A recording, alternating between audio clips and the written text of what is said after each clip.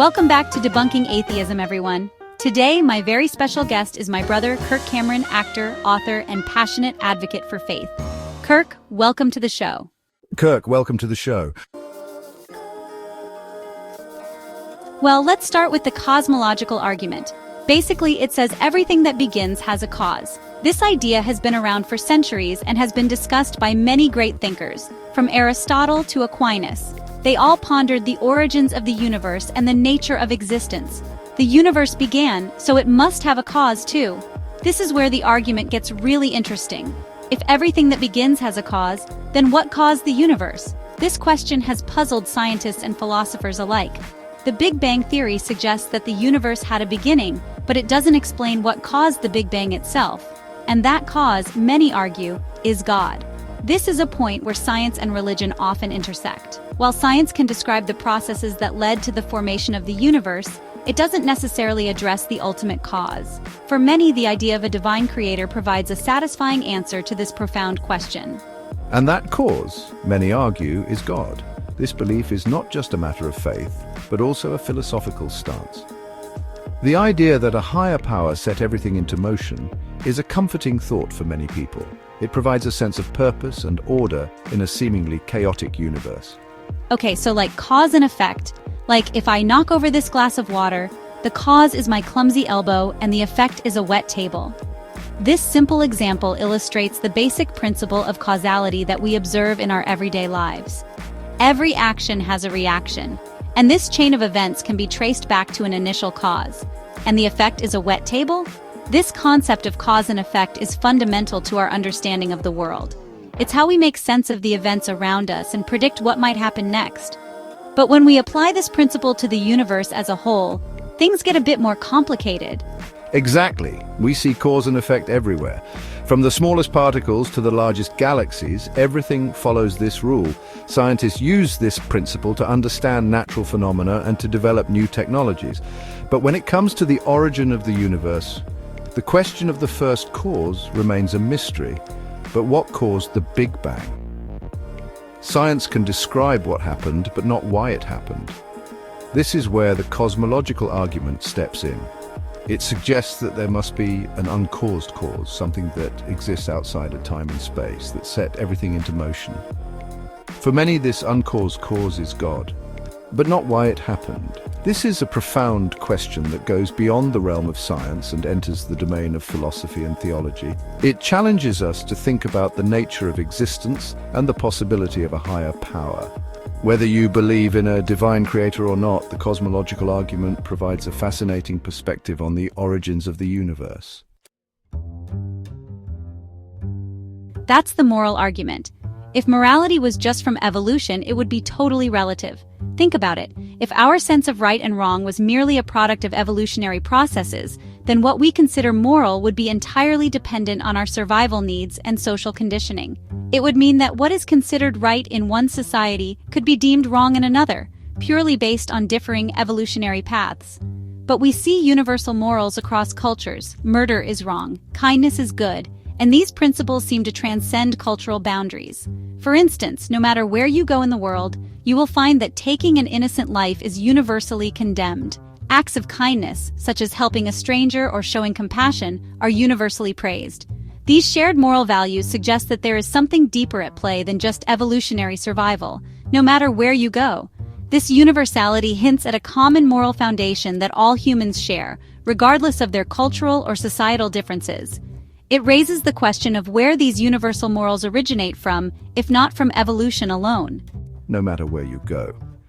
This consistency in moral values across different societies suggests that there is a universal moral law that governs human behavior. It implies that there is an objective standard of right and wrong that transcends individual cultures and societies.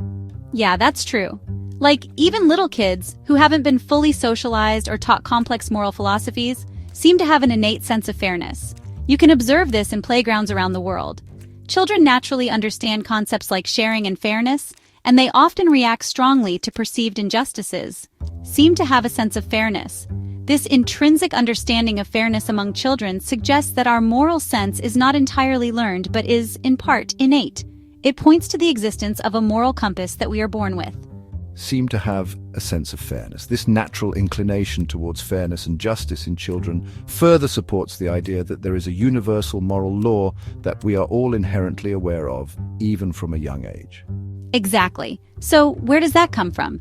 If these moral principles are not solely derived from evolutionary processes or cultural conditioning, then what is their source?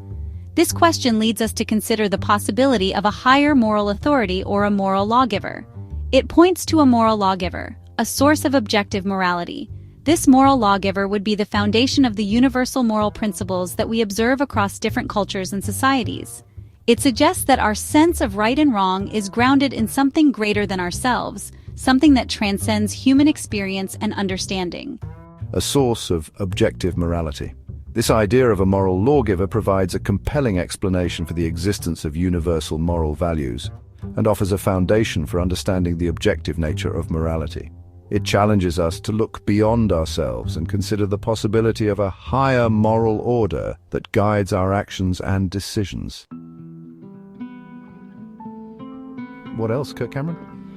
Well, there's the fine-tuned universe. The universe is so precisely calibrated for life, it's mind-boggling. Every constant, every law of physics seems to be perfectly set to allow life to exist. From the force of gravity to the charge of an electron, everything is just right. If any of these constants were even slightly different, life as we know it wouldn't be possible. It's like the universe knew we were coming. The odds of it happening by chance are, well, let's just say you'd have better luck winning the lottery every day for the rest of your life. Imagine the improbability of that. The numbers are so staggeringly against it that it almost defies comprehension.